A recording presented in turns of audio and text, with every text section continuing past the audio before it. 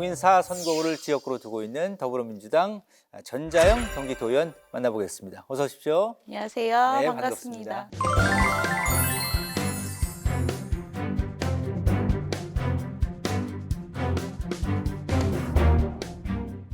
자, 먼저 시작하면서 우리 경기도민하고 또 지역 구민들에게 인사 한 말씀 해주실까요?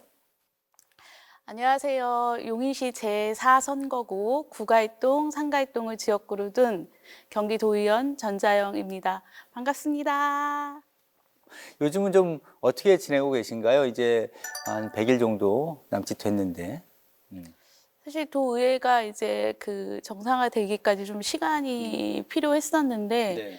그때 이제 지역에서 우리 지역 주민들과 선거 때 나눴던 얘기들 또 만나서 많이 나누고 간담회도 하고 민원 현장도 돌아보고 바쁘게 지냈습니다. 예. 근데 이제 용인 지역 신문사에서 꽤 오랫동안 기자 생활을 하셨잖아요. 네. 지역 현안에 대해서는 오랫동안 쭉 팔로우가 잘 되셨을 것 같고 4년 전에는 이제 시의회로 입성하시면서 시의원으로 정치에 입문하셨는데요. 기자 생활 10년 넘게 하시다가 이렇게 정치를 해야겠다 마음먹은 계기가 있을까요?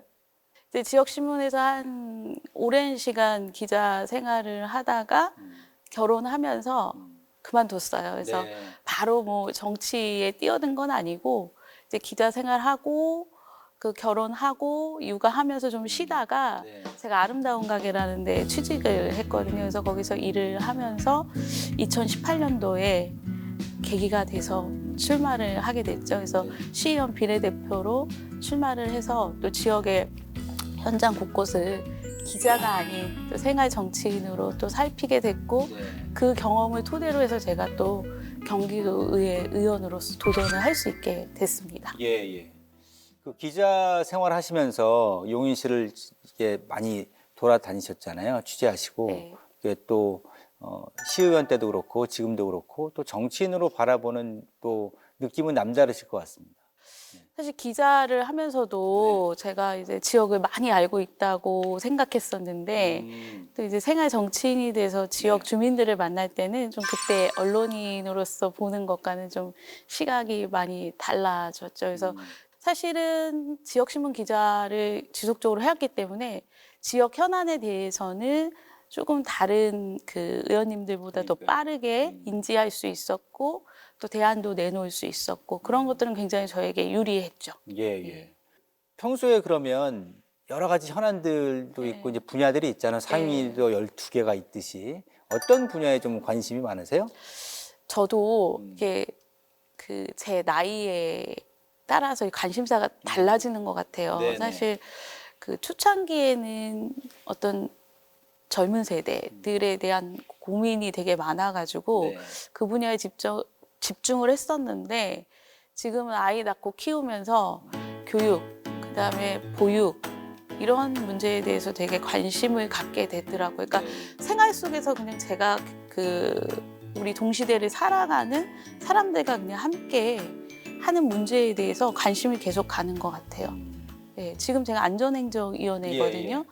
근데 이런 부분은 다 또 안전과도 직결이 되고 그게 결국에 우리 주민들, 시민들의 삶의 질을 높이는 거랑 관계가 있어서 관심 분야들은 그렇게 제가 살아가는 그 모습하고 같이 가는 것 같아요. 네네.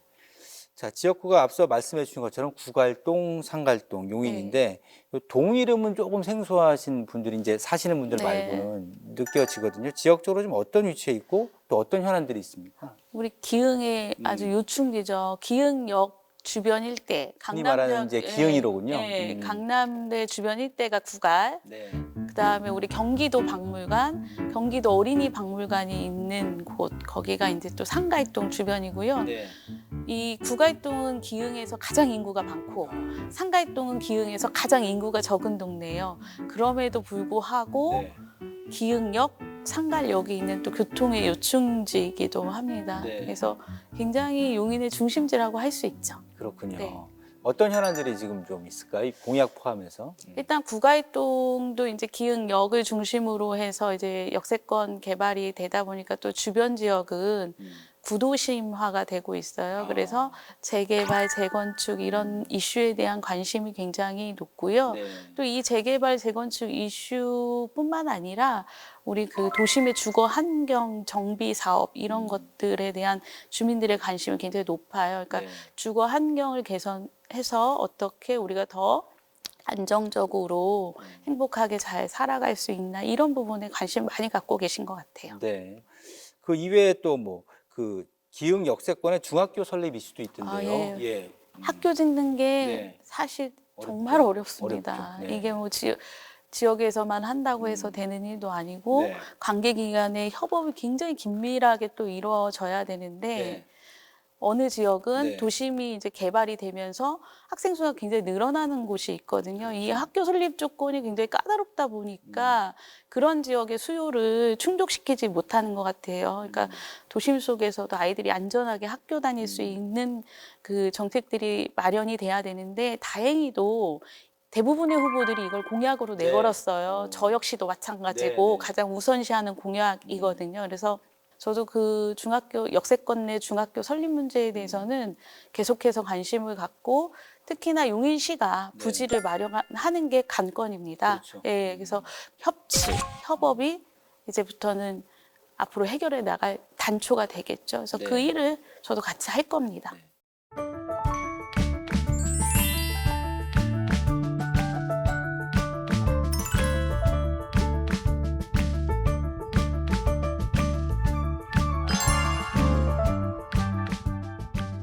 자, 지금까지 뭐 지역 현안 얘기하고 뭐 여러 가지 조금 무거운 얘기였다면 이번에는 좀 편안한 시간을 갖도록 하겠습니다. 자, 속마음 테스트라고 저희가 제목을 붙여봤어요. 몇 가지 질문을 드리면 저희가 빠르게 고민 오래 하지 마시고 OX로 이렇게 표시를 해 주시면 되겠습니다. 정치인 말고 그냥 기자 할 걸 후회해 본 적이 있다. 하나, 둘, 셋. 없다. X. X. 네. 예. 두 번째, 정치 입성으로 잃은 것이 3가지 이상이다. 이거 가운데 해도 되나요? 가운데, 가운데. 예. 잃은 상관없습니다. 것도 있고 예. 얻은 것도 있고. 알겠습니다. 자, 세 번째, 시의원, 도의원 하면서 외식비, 배달 음식비 2배 이상 늘었다. 하나, 둘, 셋. 아니다. 아니다. 그렇군요. 자, 네 번째, 정치하면서 부부싸움이 좀 잦아졌다. 하나, 둘, 셋. 아니다. 오, 아니다. 자, 마지막, 향후에는 한번 여의도에 가고 싶은 여의도 입성에 욕심이 있다. 하나, 둘, 셋. 이것도 가운데다가 가운데? 놔야 예. 될 것 같아요. 네, 예. 알겠습니다. 자, 그러면 5가지 질문해 드렸는데 가운데로 표시하신 내용들 좀 얘기를 더 해볼게요. 정치 입성으로 이런 게 3가지 이상이다 하셨는데 가운데 하셨단 네, 말이에요. 가운데. 예. 초반에는 나의 사생활이 너무 없구나. 우리 가족에게 너무 미안하다. 어디 네. 여행 한번 제대로 못 가봤거든요. 그래서 참 그럴 때는 마음이 굉장히 좋지는 않은데 또 그만큼 제가 얻은 것도 많아요. 그러니까 사람들과의 관계를 어떻게 해야 되는지, 사람을 대할 때 어떻게 해야 되는지, 이 지역에서 이런 문제를 어떻게 해결해 나가야 되는지 이런 것들을 경험하면서 사실은 그런 것들이 있으면 또 그러니까 잃는 것이 있으면 얻는 것도 있고 그렇더라고요. 이치가. 그래서 그렇죠. 가운데로 했습니다. 네. 현명한 대답이신 것 같습니다. 우문현답을 하신 것 같고. 자, 용인에서 쭉 이렇게 나고 자라셨고 이제 의정 활동 하시는 데는 큰 장점이 될 것도 같습니다. 예. 어떻습니까? 예. 장점이 많았습니다. 네네. 저의 어떤 고향이 병풍과도 같다고 해야 될까요? 네네. 그러니까 소위 이제 다른 분들의 기준에 비하면 좀 어린 나이에 정치를 시작했다 이렇게들 말씀하시는데 그 배경에는 제가 용인에서 태어나고 자랐기 때문에 가능했던 거고요. 네. 저를 이렇게 제가 자라온 성장해온 과정을 쭉 지역에 아직도 살고 계신 네. 분들이 보고 계시기 때문에 또 그 책임도 막강하죠. 그래서 그것이 저에게는 굉장히 큰 자산이고 힘인 것 같아요. 네네. 정치에 어떤 이제 입문하신 지 한 5년 정도 되셨잖아요. 시의원 4년 하시고. 전자영 의원님만의 정치 철학이 있다면 좀 어떤 게 있을까 궁금합니다. 저는 그냥 욕심내지 않겠다 이렇게 마음 먹고 있어요. 그러니까 제가 시의원 4년 하면서도 느꼈는데 누군가 정치에 도전하면 어떤 장을 해보고 싶기도 하고 또는 큰 자리도 가보고 싶어 하고 하는데 저도 이제 경험을 했지만 어느 한두 가지 이렇게 욕심을 내다 보면 네. 제가 정말 가야 할 그 길에서 이렇게 서성이게 되더라고요. 네. 제가 한두 번 경험을 했어요. 그래서 욕심 부리지 않는 것, 욕심내지 않는 것 이것이 제 정치 철학입니다. 네네. 기자 생활이 큰 장점이 될 텐데 그 이외에 성격적으로나 어떤 뭐 일하는 스타일로 봤을 때 본인의 좀 장점은 어떤 게 있을까요? 성격이 시원시원해요. 시원시원하시고. 네. 네. 그리고 일에 대해서는 네. 맺고 끊는 게 빨라요. 네. 그래서 잠깐 좀 이렇게 좀 천천히 고민해야 될 때도 좀 빨리 그런 게 있어서 약간 손해 볼 때도 있는데 요즘 이제 더 그것이 이제 시간이 예, 이렇게 좀 고민하는 시간을 갖기는 하죠. 근데 네. 제 성격이 워낙 사람을 좋아하고 사람에게 관대하고 일에 대해서는 맺고 끊는 게 빠르고 네. 네. 그리고 아들이 아직 초등학생이라고 들었습니다. 네. 저학년인데 네. 아이 아빠가 남편께서 또 이렇게 역할을 많이 하실 텐데 네. 예. 뭐 이렇게 힘든 건 없으세요? 아이 키우면서? 제가 이제 5년 정도 됐는데 그때만 해도 아이는 4살 정도 됐을 네네. 때였잖아요. 정말 엄마 손이 많이 필요할 때고 뭐 서로 울기도 많이 울었어요. 아이를 어린이집에 맡기고 또 이제 저는 귀가 시간도 일정치도 않고 출근 시간도 일정치가 않고 뭐 여러 가지 여건들이 있으니까. 근데 저희 집에서는 주 양육자가 남편이에요. 그래서 아이가 남편하고 굉장히 관계가 좋고 또 지금도 아이 아빠가 아주 아이를 저보다 더 잘 돌봅니다. 네. 예. 그래서 믿고 안심하고 제가 의정 활동을 할 수 있죠. 네. 남편분께서 또 일도 하실 텐데 네. 이렇게 그 시간을 맞춰서 하신다는 게 대단한 열정이신 것 같고요.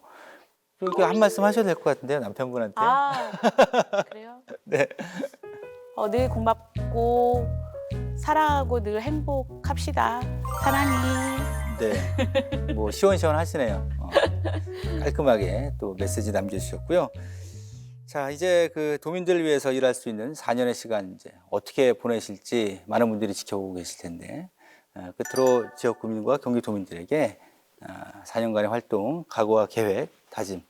우리 구갈동, 상갈동 그리고 경기 도민 여러분 똑소리 나게 일 제대로 하겠습니다. 4년간 열심히 하는 모습 보여드리고 최선을 다해서 일하겠습니다. 늘 지켜봐 주시고 응원해 주세요. 고맙습니다.